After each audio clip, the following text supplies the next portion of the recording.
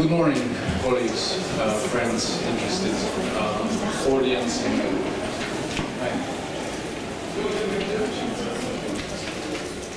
interested friends and colleagues in decarbonization and energy transition and future low-carbon society. My name is HORVATH. I work at the European Commission's Department for Research and Innovation in the field of climate action. And it's my pleasure and to cooperate with the executive agency on small and medium-sized enterprises, EUSEW, and especially with Irina, in organizing this event. We saw that during this week, which is the Sustainable Energy Week, it would be interesting to have a side event, an event on a bit outside of the strictly technological discussions, because we saw that the energy transition, in the end, it will be not only about deploying more and different low-carbon technologies. This transition is basically a new industrial revolution, and as we have seen, or at least read, if we hadn't seen ourselves, throughout the past 3 or 4 industrial revolutions. Of course, these enormous processes, they are influencing the society and the economy as a whole. The decarbonization processes, we call it, will have a huge impact on different segments and sectors and of the society and on citizens' life, obviously. And therefore, at DG Research, we saw that it's very important to carry on with the research strand to explore the different aspects of the socio-economic impact of the low-carbon transition. And what you will hear today during this event is 3 presentations from our key project in this field on how they are seeing this socio-economic transition. And what work they are doing, they are carrying out to feed with information, with knowledge, the whole process, to help the different stakeholders and actors, be it policy, citizens, or businesses, to cope with, to prepare for, to take benefits of this transition process. But before going into the presentation of the agenda and of the speaker, I just wanted to kind of frame this discussion by presenting you what DG Research is doing specifically in this field. As you know, the European Commission's main research and innovation program is Horizon 2020, and when it was launched in 2014, our political leaders indicated that roughly like 35% of the 79 billion euros that will be spent between 2014 and 2020. So 35% of that money should be spent on climate-related research and innovation. This is encompassing many things, from physical sciences, through research into climate services, through technology research, like in the field of energy or transportation or industrial processes, and also socioeconomic research related to the low-carbon transition. This is a big challenge to spend it well, honestly, this amount of money.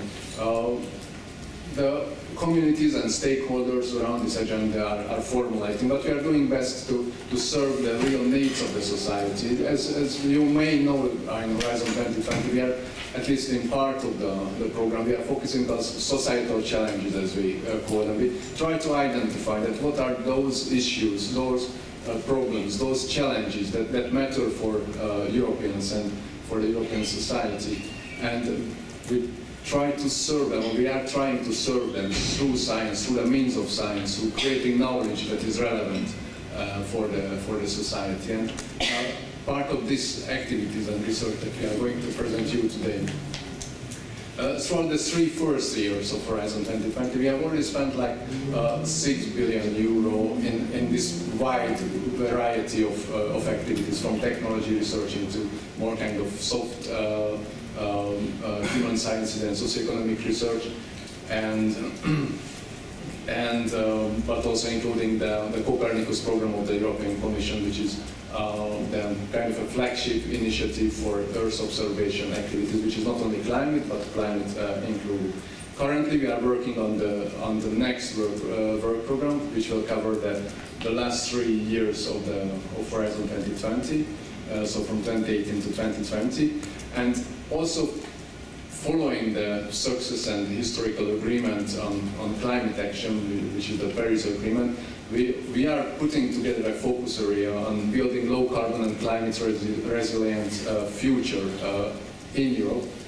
And under this focus area, we are trying to bring together all the different pillars of climate-related research to support the implementation of the Paris Agreement and to support the implementation of the European NDCs, the nationally determined contributions, which we do have at European level and at national levels as well, which are the pledges the European Union and the European countries made under the Paris Agreement.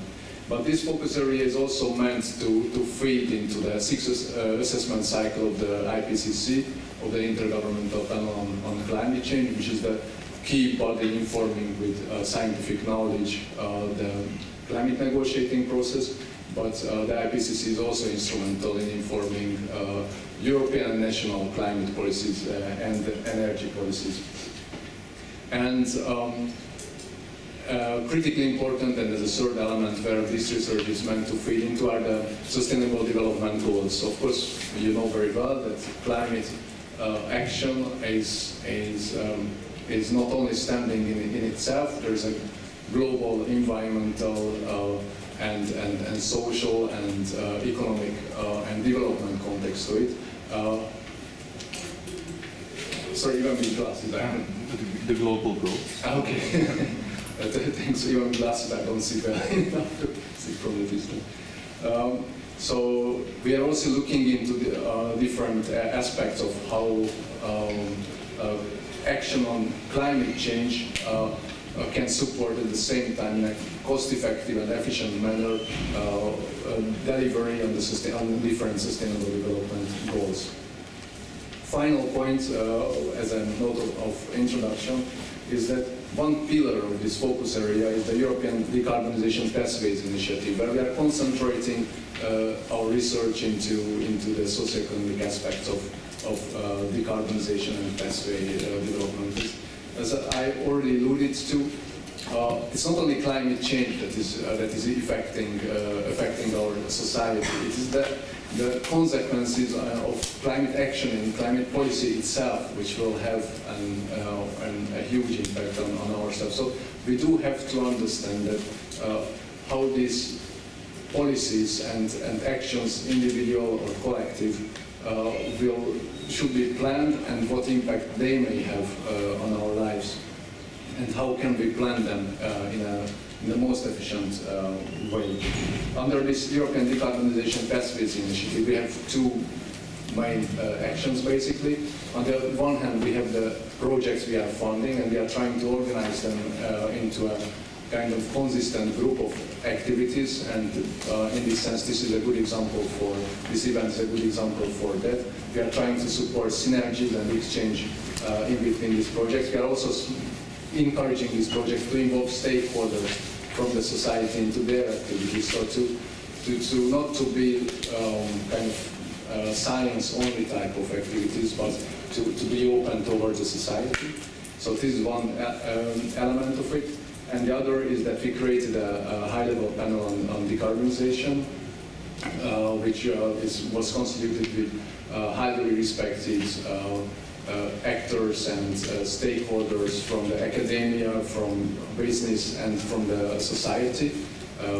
One of the distinguished members of this group is in this panel as well, in person of Paul Atkins, Professor Paul Atkins from UCL, University College London, and it's a great honor to have him here.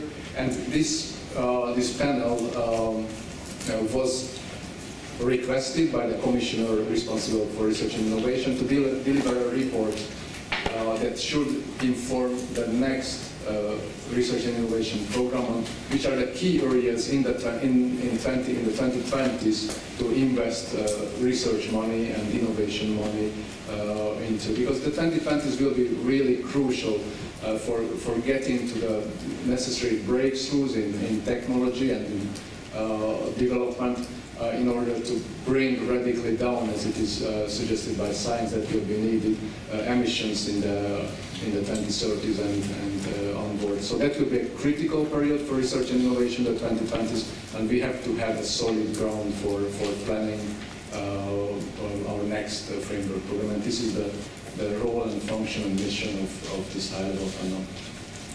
That's all I wanted to say as a note of introduction to this event. And now I would like to pass the floor to Irina, who will introduce you the program itself and our speakers. Thank you.